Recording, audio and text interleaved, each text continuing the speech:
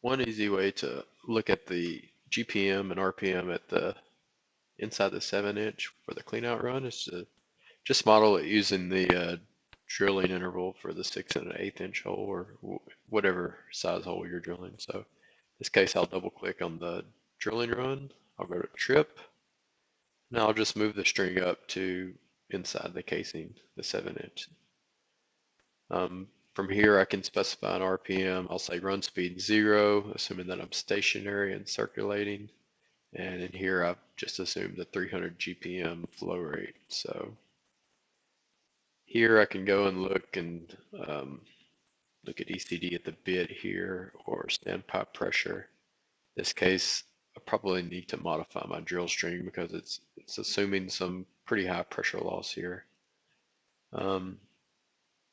So I can open the string builder and you'll want to modify your string to fit.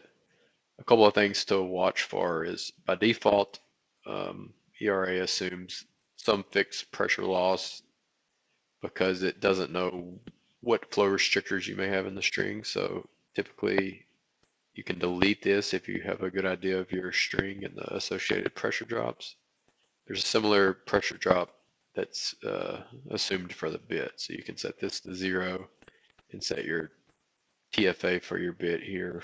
For right now, we'll just call it 0.7 inches squared. So anyway, once you define your running string here, you can go and look at standpipe pressure while you're doing your clean out. You can run sensitivity to flow rate if you want. If you want to look at a certain interval in the open hole and see what it feels as far as ECD, you can do that with gauge view. That's what the G stands for here. So you can go to gauge view. You can set a gauge depth to your depth of interest. For this case, it's assumed at TD.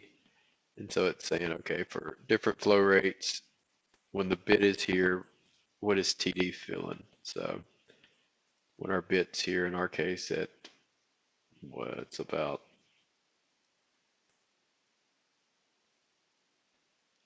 11,205, so at 11,200, TD is feeling 1.6 SG or so.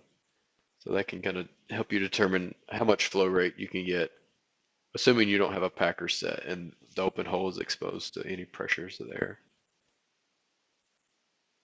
From an RPM standpoint, assuming the wellbore is clean, we don't necessarily have hard and fast rules for optimum RPM. For cleaning of the wellbore, we'd say probably for this hole size,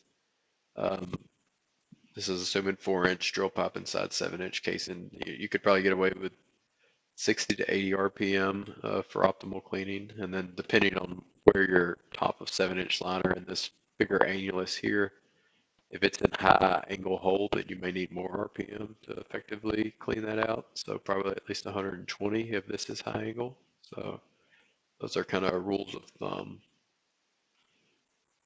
While you're here, you can also use this scenario to model the trip out with the running string for the lower completion. So in that case, you would just modify this to reflect your running string. In your case, I think you had 4-inch drill pipe by 5-inch drill pipe. So you could just modify this, input those respective links, and then look at swab or whatever you want here. Again, you can do that with a gauge view. You can say, all right, if I have 0 flow rate, 0 RPM, I'm pulling out of the hole at 50 foot a minute, and I'm running sensitivity to run speed. You can look at these pickup curves and say, okay, TD is feeling, when the bit's inside the casing, TD is feeling, in this case, around 1 SG.